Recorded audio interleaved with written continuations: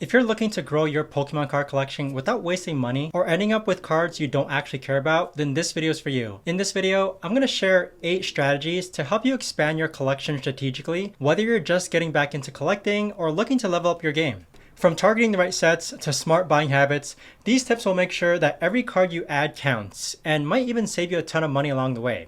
Strategy 1. The MSRP advantage. Buy retail, trade at market. The foundation of smart collecting starts with one simple principle. Try not to pay more than MSRP or manufacturer's suggested retail price for sealed products. This might sound obvious, but you'd be surprised how many collectors panic buy products at inflated prices, instantly putting themselves at a disadvantage. When you buy sealed products at MSRP and pull cards from them, you can trade those cards at full market value. This creates an immediate advantage because you're essentially getting cards at a discount compared to buying singles directly. Here's how the strategy works in practice. Let's say you buy an Elite Trainer box for around $60 or $70. You pull a special illustration rare worth $60 or $70. Even if that's your only significant pull, you're already close to breaking even, and you still have around 9 or 8 other packs worth of cards to trade or keep. Now, the challenge, of course, is actually finding products at MSRP, and major retailers like Target, Walmart, and Walgreens are usually your best bet, but timing is everything. I've had great success checking stores during midday hours when most collectors are busy at school or work, and for online purchases, I've been using PokeNotify, who's kindly sponsoring today's video. This service monitors hundreds of websites and sends instant alerts when products become available at MSRP. I've managed to grab some really hard to find items like Black Bolt and White Flare, or even older sets from Sword and Shield era using their alerts. You can try it free for 3 days down below in the description, and if you like it, use the code PICS25 for 25% off your first month. Again, link is down below in the description. But what if you want to scale this strategy beyond just buying individual products? That's where our next approach comes incredibly useful. Strategy 2, the collection goldmine. Buy low, trade high.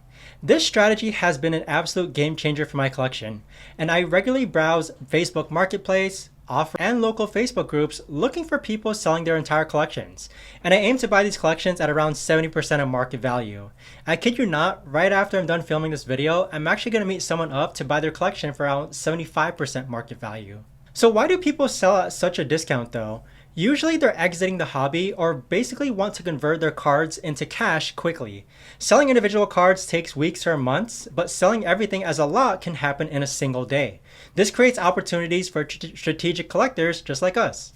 And I've managed to find about one collection every 2 weeks or so using this method. Just last month, I purchased a collection for around $420 that had a market value of around $600. I kept about $200 worth of cards for my personal collection and traded the remaining $400 worth at full market value for cards I actually wanted. Now, the key to success with this strategy is speed and preparation. I've created keyboard shortcuts on my phone that automatically type out standard outreach messages like, "Hi there, I'm interested in your Pokemon card collection. If you're looking for a quick sale, I can offer 70% of market value and pick up today with cash. Let me know if you're interested." This approach works because I'm offering immediate cash and pickup, which is exactly what sellers are looking for when they're exiting the hobby or want cash quickly. While other potential buyers are asking questions or trying to negotiate individual cards, I'm ready to complete the entire transaction immediately. But what if you want to take your collection growth to the next level? Sometimes the biggest gains come from a completely different approach that I just recently started with. Strategy 3, the grading game, spot perfection, multiply value. This strategy requires developing a keen eye for card condition, but the potential returns are incredible. The concept is simple. Buy raw cards that are in perfect condition and get them professionally graded to multiply their value at PSA, for example. I recently found a Mew EX53 promo at my local card shop for around $40. In raw condition, that's about market price. But I noticed that that particular card was pristine. Really good centering, no whitening, no scratches.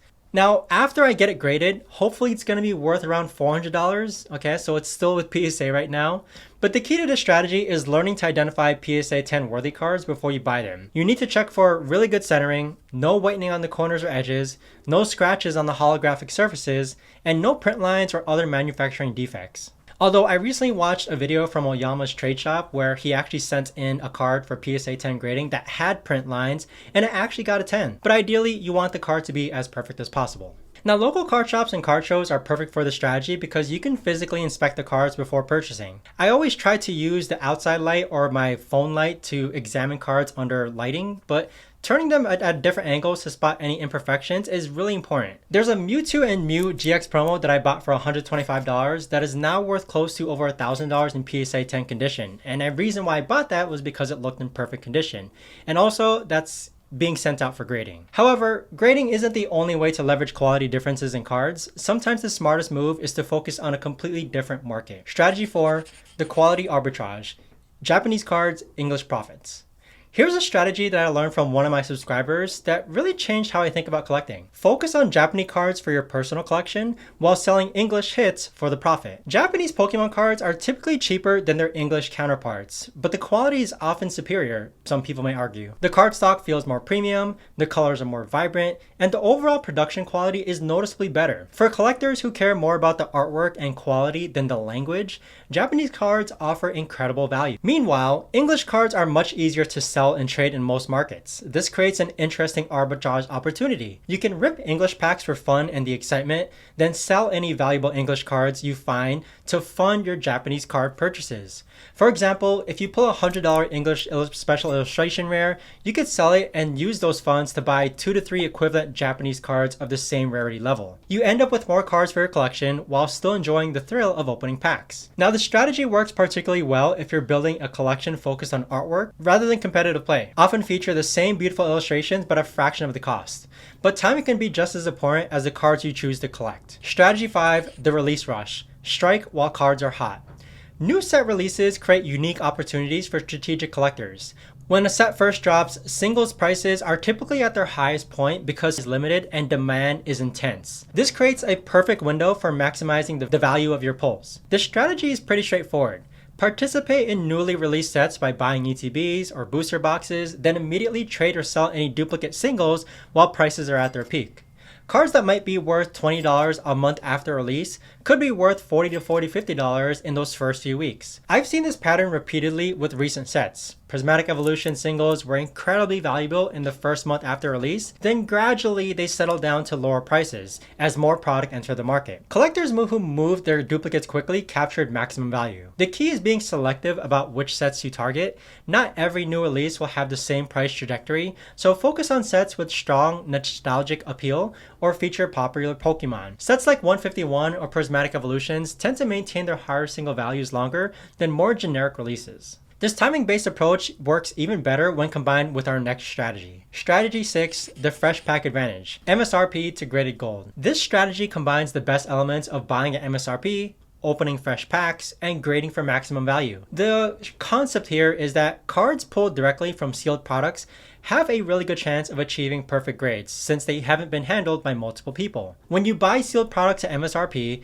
and pull cards yourself, those cards have a slightly better chance of grading PSA 10 compared to cards that have been traded, sold multiple times. Even if a card looks perfect to the naked eye, it might still have microscopic handling damage that affects its grade. I've had great success with this approach, particularly with cards from premium collections and often high-end products. I'm in the process of implementing this strategy right now where singles that I got from sealed products look particularly well PSA 10 candidates go, and the cards in these products hopefully will receive a better grade just because the quality looks better compared to cards that I've gotten when it comes to trading and selling. However, it's important to note that even fresh pulls aren't guaranteed to be perfect PSA 10s, for example. I've opened packs and found cards with factory defects with white spots or print lines when I was technically the first one to touch that card. The advantage is simply that your odds are better and that success is not guaranteed. The real power of the strategy comes from combining it with market timing. Pulling fresh cards from newly released sets when single values are highest, then grading the best candidates for long-term value growth. But what if you want to grow your collection without relying on luck or timing? Sometimes the most reliable growth comes from pure strategy. Strategy 7, the value ladder.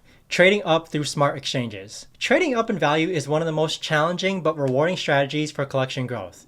The concept is simple. Through a series of strategic trades, gradually increase the total value of your collection without spending additional money. The key to successful value up trading is starting with cards you acquired below market value.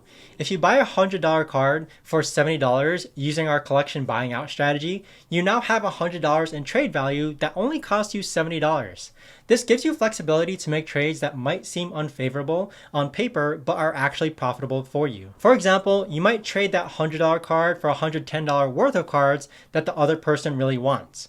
From their perspective, they're getting a slight discount. From your perspective, you've turned your $70 investment into $110 in value. The challenge with this strategy is finding trading partners who have cards you want and are willing to trade slightly in your favor. This usually happens when someone really wants your specific card or when you're helping them consolidate multiple smaller cards into one larger piece.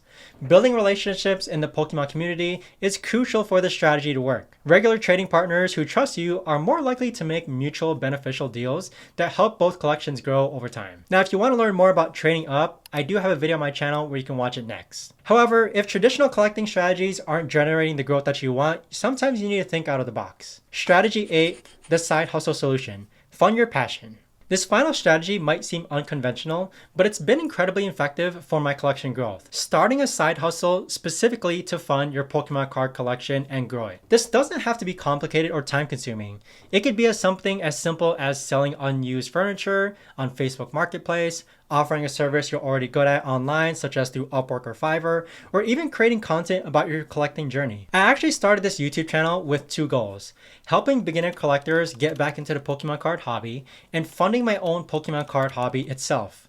The income from content creation has allowed me to be more strategic with my collecting because I'm not limited by my regular jobs.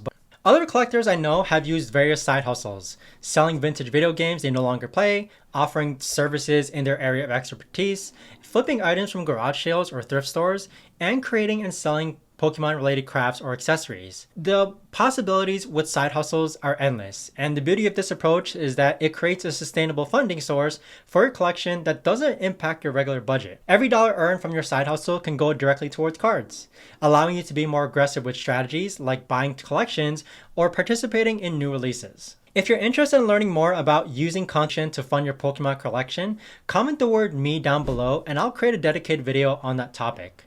The most successful collectors don't rely on just one of these strategies. They combine multiple approaches to create a comprehensive system for collection growth. Here's how you might integrate several of these strategies.